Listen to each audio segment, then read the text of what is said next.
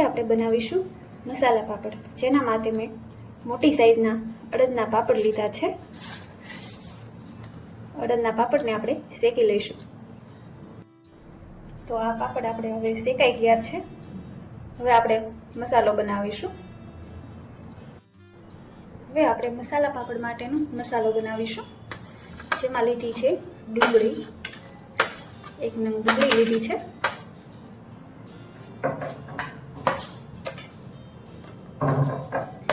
ઝીણું સમારેલું ટમેટું લીધું છે,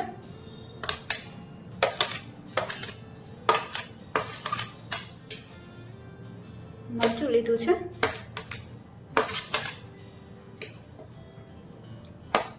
ઝીણી સમારેલી કાકડી લીધી છે,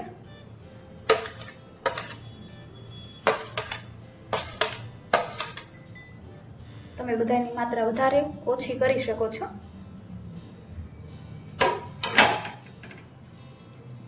હવે ધાણા ભાજી લીધી છે.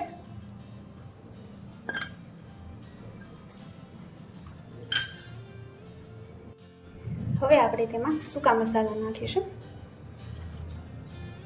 જેમાં છે મરચું પાવડર, જે તમે વધારે ઓછું લઈ શકો છો. તીખાશ પસંદ હોય તો વધારે લઈ શકો છો.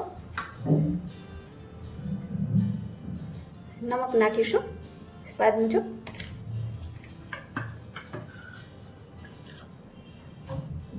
ચાટ મસાલો લેશું.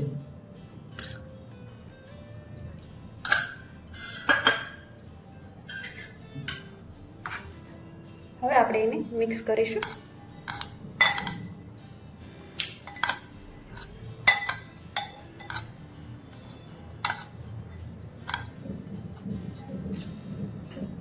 તો હવે આપણો આ મસાલો તૈયાર છે. હવે આપણે એને પાપડ માથે પાથરીશું. હવે આપણા પાપડ માથે મસાલો નાખીશું.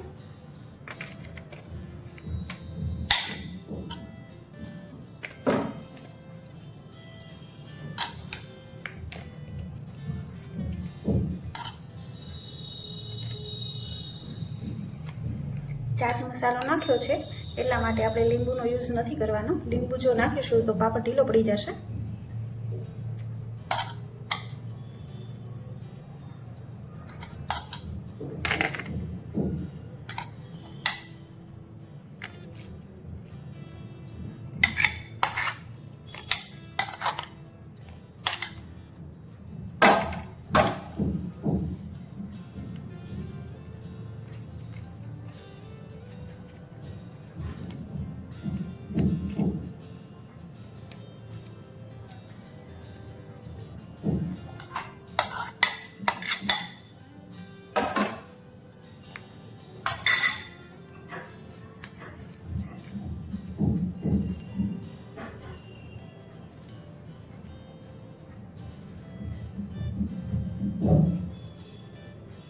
તો મસાલો આપણે પથરાઈ ગયો છે.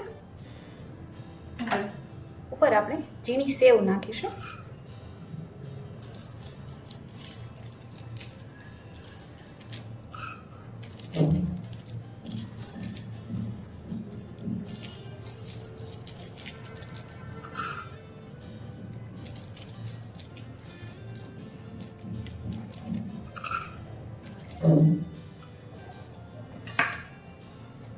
તો તૈયાર છે આપણો મસાલા પાપડ.